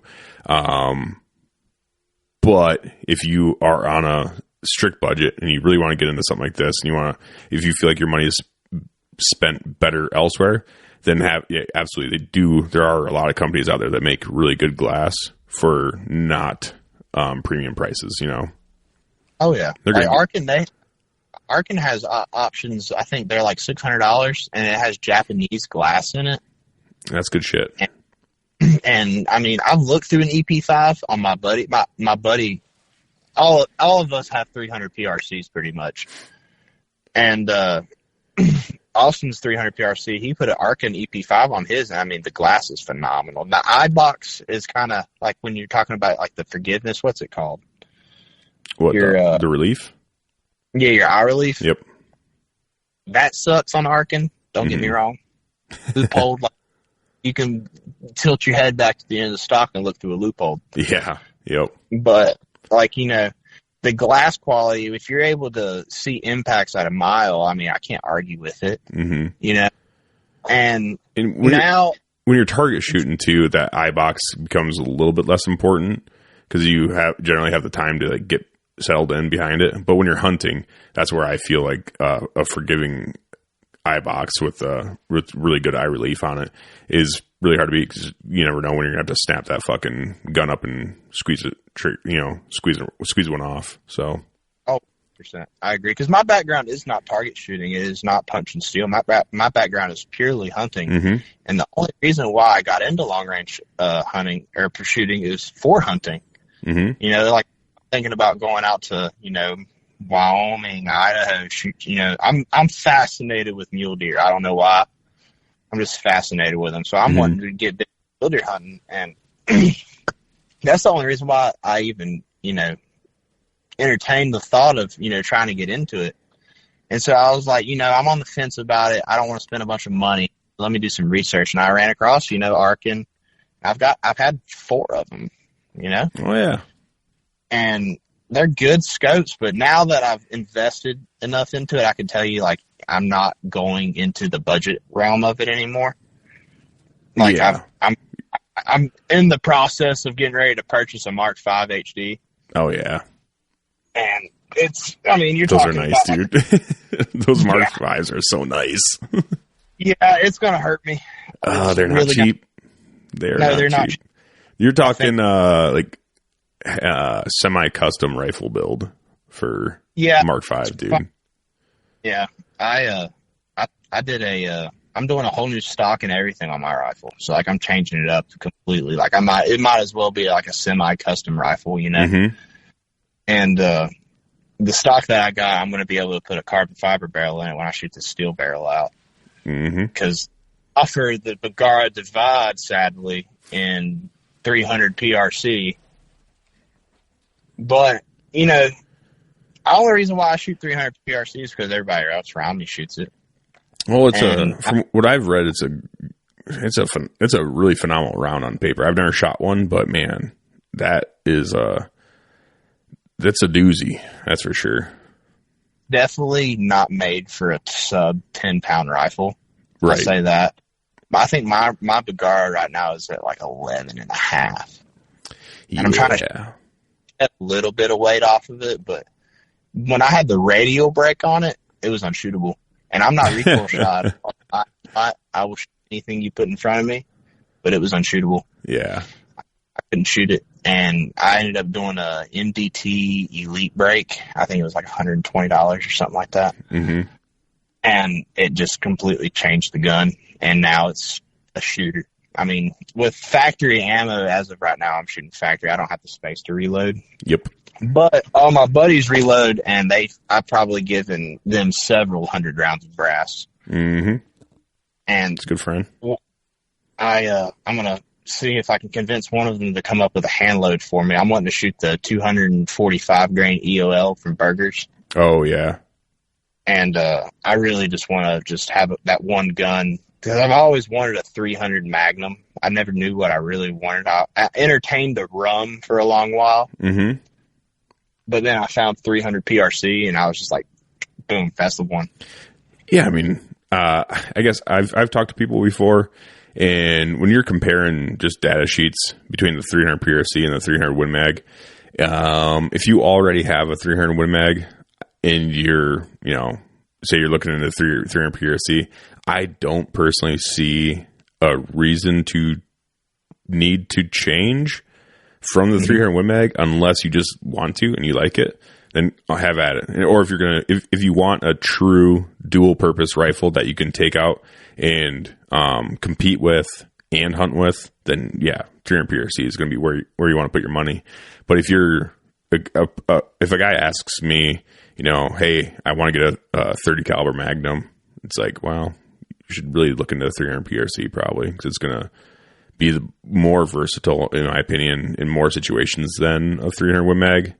As long as you have the, ammo supply and everything else. So, and it's relatively available. It's only really loaded by Hornady right now. Yep. And I'm personally not a big Hornady bullet guy. Yep. Personally, I'm not a big fan of the ELDX. I'm not a big fan of the. I'm a big Nosler guy. Yeah. Okay. And for hunting, but for target, I mean, it don't really matter what you're shooting as long as it's pretty consistent. But oh yeah, have you ever put a Hornady round through a chrono before? No, I haven't. God, you talk about the worst consistencies I've ever seen. No shit. Okay. S30 velocity, just insane. Just differences of velocity. Really? I mean, saying that every time I shoot something that's loaded by Nosler, it's just like single digit SDs, consistent velocities, close to advertised velocity. Yeah, Nosler's hard to beat. They're about, I guess I'd probably maybe call them a semi-custom manufacturer, like bullet manufacturer, because I feel like they load in such small batches and their QC is on point, but they get away with it because, they're not all over the place. They're not loading all sorts of crazy shit like Hornady is. It literally loads for everything, and there's so much out there. They're more like supply, like, Federal, Hornady, all them brands. But Nosler, you look at the ammo section, you're going to see a lot smaller niche Nosler products than you are with other manufacturers. And, there's only one way to do that with that quality. So, and you're also going to pay $120 a box for absolutely. Absolutely. Because I recently sold my 6.5 PRC, and I didn't want to, but I did so I could fund this Mark V. Mm-hmm. And I had like 3 or 4 boxes of that Nosler stuff with it. And I told the guy that I sold to, I was like, man, you're getting like $400 worth of ammo for like free practically. I'm not budging on no price. Yeah, exactly. And he was a cool guy, and he didn't question it, nothing. He was like, yeah, that's good stuff. He looked the boxes up, but they don't make it for 300 PRC, sadly. So I'm either going to have to do a hand load from a book, or I'm going to purchase some ammo from Unknown Ammunitions, or no, it's called Choice Ammunition. Oh, okay. They hand load their stuff. So they're are they a build to order kind of situation? No, they do bulk stuff. Oh, they do. Okay. Yeah, they do. They just hand load their ammunition versus like a machine doing it. Okay, I guess when I said that, I mean, do you have to put the order in and then they hand load it, or they have stuff on hand to buy? Yeah, they have stuff on hand. Oh, gotcha. Okay, perfect. I think Ammunitions is the one that is like made to order. Okay. But the choice ammo is what I'm thinking about doing in my 300 if I can't get one of my buddies to handle it, because they're also busy with other stuff. They got families and stuff too, and they got to handle their own shit. So it's like me first kind of thing, dude. You're like, all right, I get it. 100%. And it's like, my buddy Alex, he has a Accuracy International with a Z comp on it, and he hand loads 250 grain A tips out of his. He said that when he gets time, he'll try to come up with a load for me. But that's a huge process, because we'd have to be together, and he lives about an hour and a half away from me. We'd have to be together, then go to the range, and then shoot the load through my rifle. It's almost about just worth me just sending the rifle to him. Mm-hmm. And he just doesn't have the time for that, and I understand it. But you don't have to. A lot of people, though, is like, a lot of people already have like these rifles that are very capable, because as long as you can get a good BC out of your rifle, out of your bullet, you're going to be very effective at long range. Like a 7 mag, dude, you put a good scope on a 7 mag, you're going to go out to a mile easy. Mm-hmm. Oh yeah. Well, even a 6.5 Creedmoor is going to get out there, target shooting. Obviously, I wouldn't take a 6.5 Creedmoor and, shoot an animal out past, 600-700 yards, but depending on the animal especially. But I don't know. It all depends on bullet type and bullet weight and all that shit too. Obviously, all that goes into effect when you're shooting animals. But if you're just trying to bang steel, it's like a 6.5 Creedmoor is going to get out there too. Oh, 100%. I mean, a lot of people too, like, they're like, oh, I don't want to burn the barrel out of my hunting rifle, which I understand that too. Mm-hmm. A lot of people have AR-15s, and a lot of people have 16-inch guns, and 77 OTM will go 500, 600 yards, and that's hunting distances for a lot of people. For long range hunting, that's hunting distances. Yeah. And plink with your 5.56 gun with a $300 scope on it, and then go put you a nice, go get you one of those nice Athlons. Go get you one of those. I mean, some of those second focal planes with the custom dial turrets from Loophole will do it. Oh yeah, for sure. And that's one thing too with second focal plane and first focal plane that I didn't say, but it's like, if I'm getting a second focal plane scope for hunting, especially if it's a Loophole and I have a custom dial turret on there, it's like I'm perfectly fine with just a duplex. I don't at that point when I'm dialing for every shot, I don't need all the I don't need a BDC reticle or any hash marks or mil dots or anything like that. It's like if I'm dialing for every shot and I'm just keeping it within reasonable hunting distances, it's like, yeah, I mean, I'm perfectly fine with just a standard duplex reticle. And at that point, yeah, it doesn't matter if it's first focal plane or second focal plane with a duplex. It doesn't fucking matter. Oh, I agree, because I'll be honest with you, I hunted with a first focal plane scope this year in just regular deer woods, and it was almost unusable. It's a lot of shit. Yeah, but not really all the shit. It's more so just the thinness of the reticle. Oh, sure. If you have a split second where you can't turn your illumination on, you're not going to see it. Yeah, it's tough. Especially doing low light. So towards before I sold my 6.5 PRC and was going to make the leap over to a Mark V on my 300, I was actually thinking about putting an Athlon on it and doing a second focal plane with a turret. That way I could still dial. Mm-hmm. And keep it as like my backup, like say like I go to Wyoming or something like that and just have it in the truck as a backup. Yep. And because like the first focal planes have their purpose for target and have their purpose for like, say like, you know, you and the boys pack up and go to Wyoming for a pronghorn hunt and you know you're going to be out there in the plains. I mean, you're going to want first focal plane would help a lot. But, you know, when you're hunting Iowa with a, you know, 450 Bushmaster.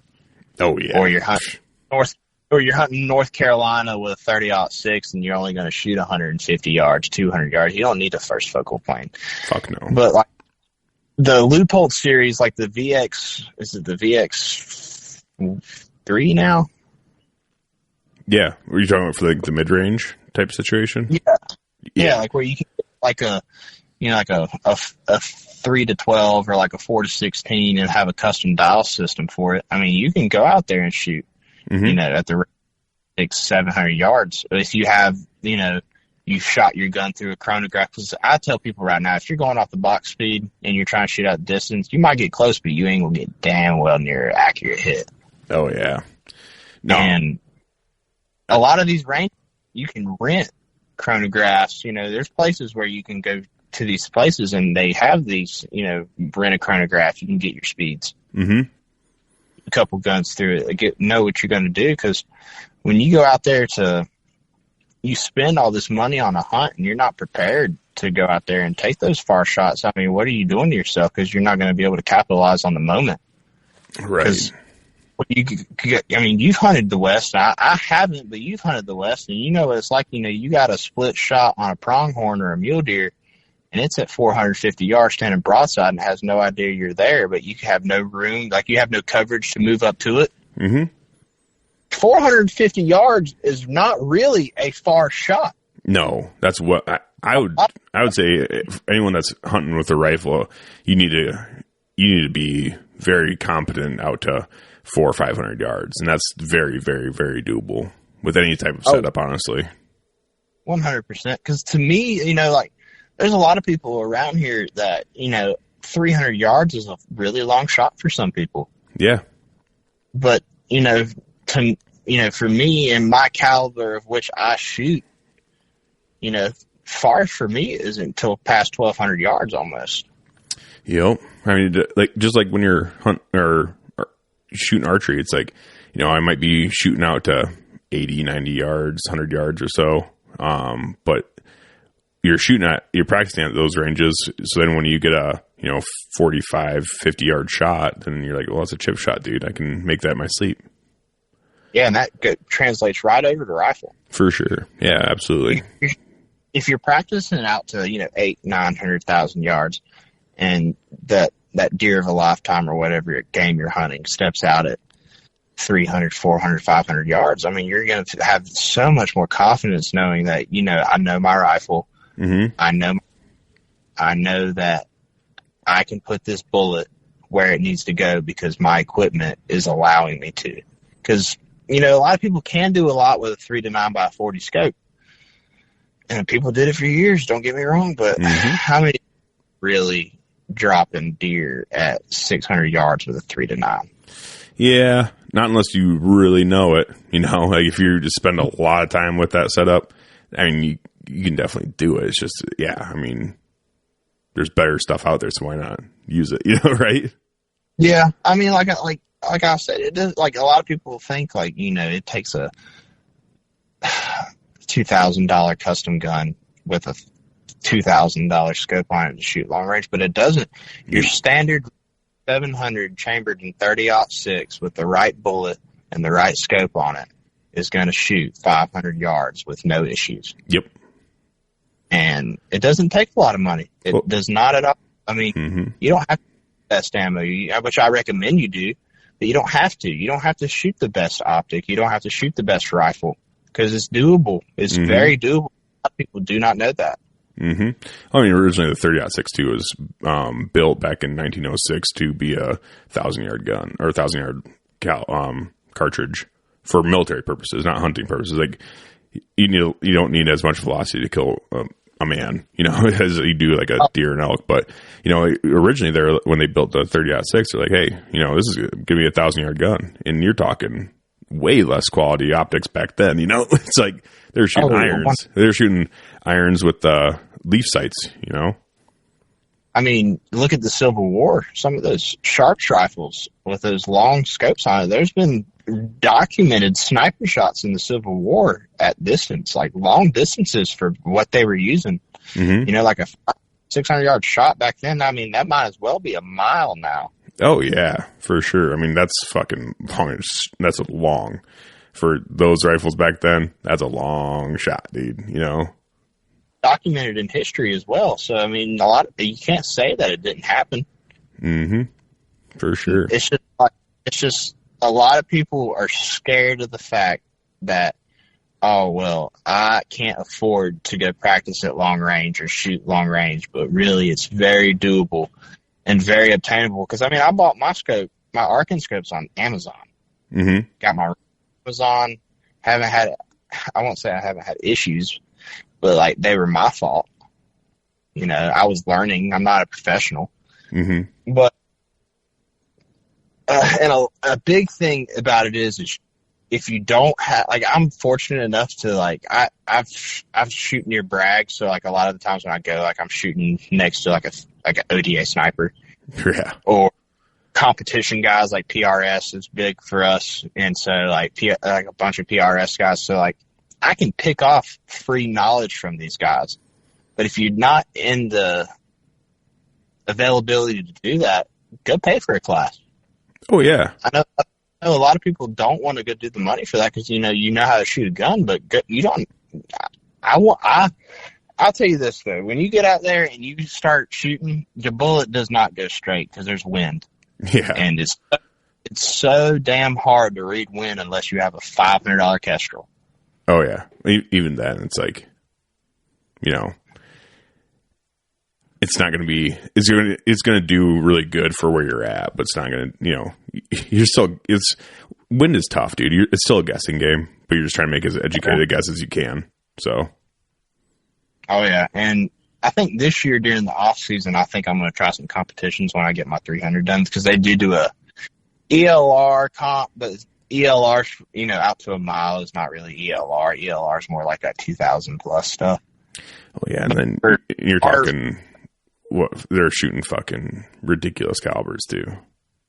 338 Norma, 300 Norma, 375s. Yeah, there's a lot of 375s. Just these huge fucking, $15,000 custom builds. Like some of those, like to be really competitive with those ELR competitions. It's tough. It's expensive. My buddy Alex did the one at Coleman's last year, and with his 300 PRC, he placed second. Well, fucking, that's great. Real great for him, all right? I mean, a lot of people think, like, it's like, It's, I guess when I say it's expensive to compete, it's all within what you want to do. You can compete with anything, it just depends on what you want to put into it. Obviously, I'm going to personally veer towards more or less spend more time training rather than buying, right? Yeah. I'm not so much. I'm really not much of a gear queer myself. I like gear. It's cool. It's fun to talk about, and it's fun to look at, and buy certain things. But it's like I'd rather spend my time and money on the range rather than shooting. And bullets are fucking expensive nowadays. So it's like in order to shoot a lot, you need a lot, and it takes a little bit of money. So I'd rather spend more money on ammo and time on the range rather than buying all the newest and greatest fucking shit that I don't really need. When what I need more of is time behind the gun, Oh, yeah. Then once you spend a lot of time behind a gun, then you can start looking into what type of gear you need in order to be competitive in certain situations. Yeah. A lot of those guys running those comps, though, they've been shooting for so many years. Oh, yeah. Shooting for so many years. Like, I think this past off season when I did a lot of my shooting, I would take probably $300 to $400 worth of ammo every time I went. Mm-hmm. And I usually would try to go once a month. Just once a month, just to stay fresh. I would ideally, you'd like to go more, but I drive like 3.5 hours to my range. Mm-hmm. Every drive, just because when you get out there, there's like 300, I would say 180-degree view is what you can shoot. Like everything in front of you is shootable. That's pretty badass. It's a sick place, man. I mean, you fall in love. I mean, like, shooting ARs and shooting pistols is fun, but it's like, dude, there's nothing that compares to like just going out there and just watching your vapor trail smack that steel and just waiting to hear dong. Oh yeah, for sure, dude. That is a really gratifying feeling. Oh yeah, because I know you've shot long distance, being in the military and stuff like that. Yeah. We've reached out there and touched something. It is a blast. It's really fun. It's honestly just it's almost it's like shooting archery, when you are shooting a little bit longer distance and you pull back and you freaking let her rip and you just watch the arrow just go up and then dump right where you're aiming. Like, that's a really great feeling. But when you're talking like really long range, 1,000+ yards, and you're watching that vapor trail exit your scope reticle, you watch it go up and then you watch it come right back down, and it's like ding. It's like, I don't know, it is an awesome feeling. Oh yeah, and it's like a lot of people, there's a lot of fundamental stuff that comes into long range that a lot of people will have to break if they do decide to get into it. Because I had so many flaws, like the way I held the rifle, the way I pulled the trigger, stuff like that. Like, I had to completely change everything on how I shoot. And now that I've took the time to do that, it's like I've noticed a big difference in my shooting quality. Because I'll be honest with you, I used to be way better with a bow than I was with a rifle. Mm-hmm. And now that I've taken rifle hunting a lot more seriously and dove into it, I've noticed that my marksmanship with a rifle has translated over to a bow. Mm-hmm. For sure. Because, when you pull the rifle up on your stand and you got a deer standing in front of 100 yards, fundamentals don't really matter that much at 100 yards. But like at 500 yards, if your rifle's leaned a little bit to the left or right, that's going to change bullet fly. Sure. Because, putting a bubble on, a lot of people don't know putting a bubble on your scope's going to help. Oh, yeah. Mm-hmm. Just like putting a bubble on every sight, bow sight comes with a bubble. So it's like, same concept. Oh, yeah. But I mean, it's like you see deer rifles, though. It's like, you never see a bubble on a deer rifle. No, you don't. You don't. And like I said, it just doesn't take a whole lot to get into it. Like, when you're first getting into it, 500 yards is going to be a very long shot. Mm-hmm. And, you got to, a lot of people shoot, like you shoot 6.5 Creedmoor, right? Yep. Amazing round for long range. That's 308 with yards, no problem. Mm-hmm. 70 has the same ballistics as a 6.5 PRC up to 500 yards. After 500 yards, 6.5 PRC has that edge. Yeah. But 270 has that capability. That's a super common round.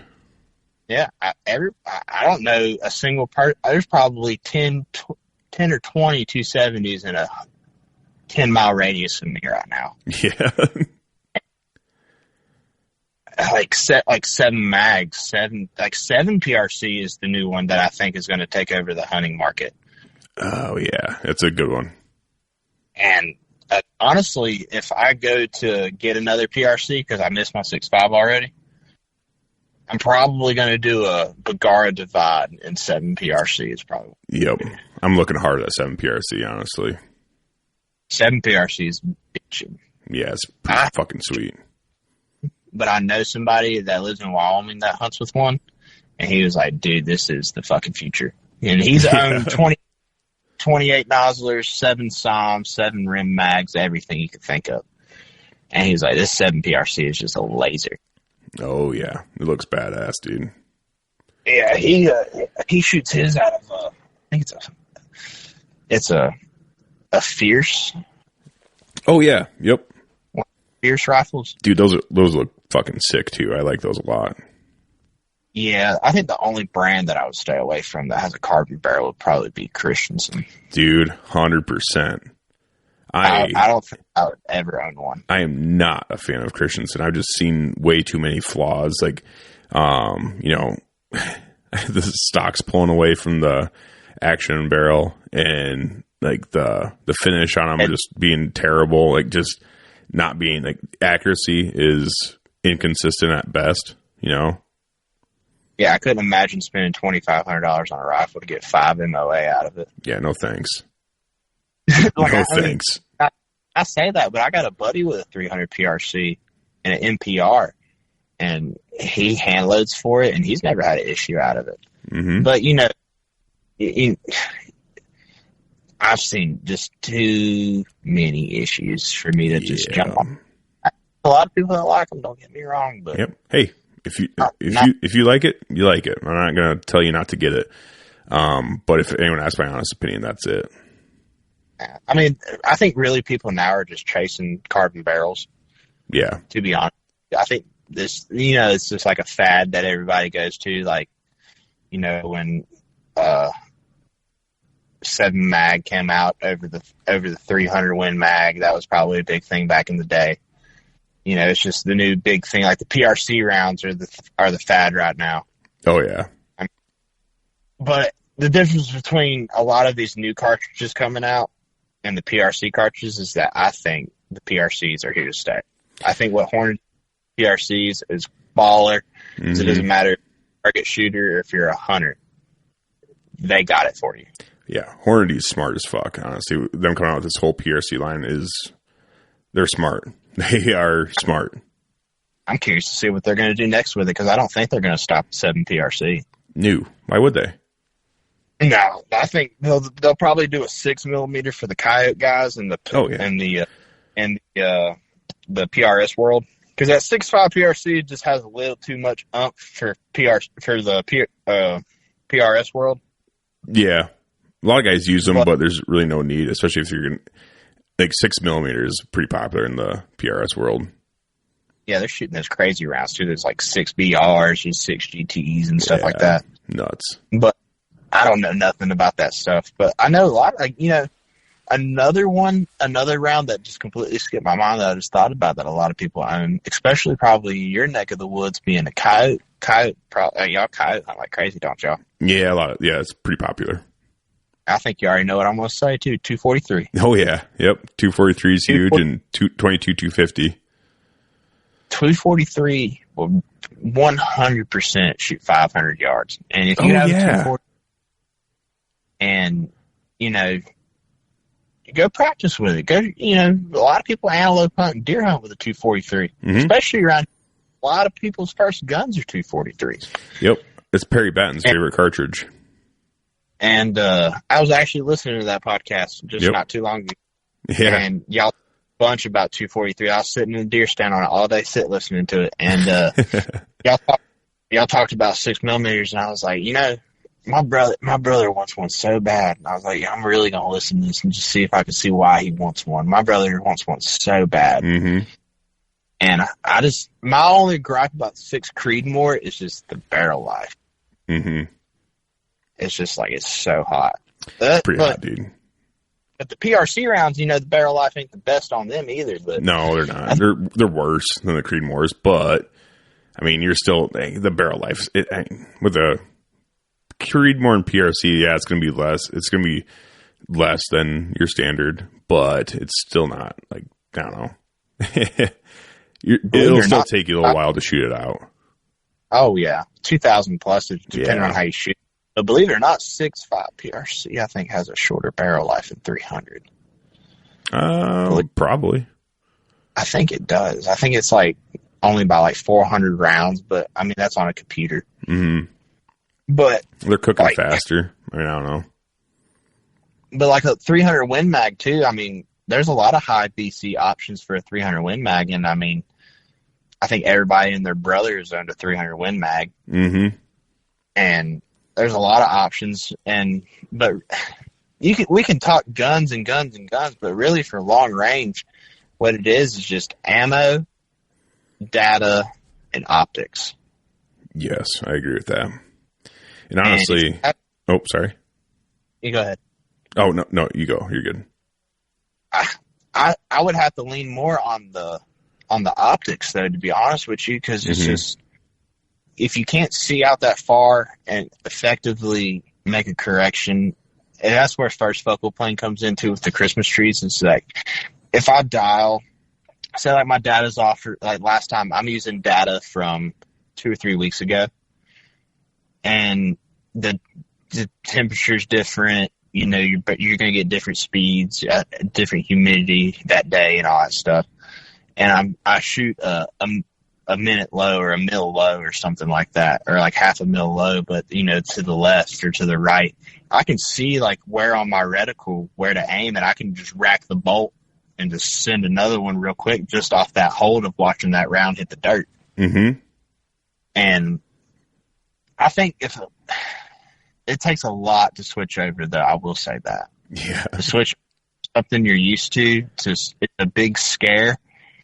But with all the information out on YouTube, it's insane on what you can learn just from watching a video. Oh, yeah, for sure. I mean, it's no better time to get into it than now, honestly, with all the information that's out there.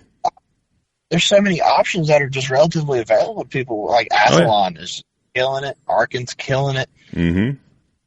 Vortex is killing it. I'm not a huge Vortex fan, to be honest with you. Their warranty's nice, but I've owned a lot of Vortex glass, and I've looked through like razors and compared them to Arkins, like EP5 Arkin versus a Gen 3 razor. Yeah. I was like, they're about the goddamn same. Yeah, and honestly, if you are buying an optic based on a warranty, then is it really going to be that great of an optic? You know, like Leupold, they have for their glass, they have the same warranty for their rifle scopes and stuff. So it's like, in my opinion, it's like Leupold is the best warranty you're never going to use. Vortex is the best warranty that you'll use. Yeah. So, and I don't hate Vortex. I think they're fine. They filled a niche and they're doing great. And they're in the community, and I'm not going to bash on them, but it's just personal preference myself. So yeah. But Primary Arms too has good options.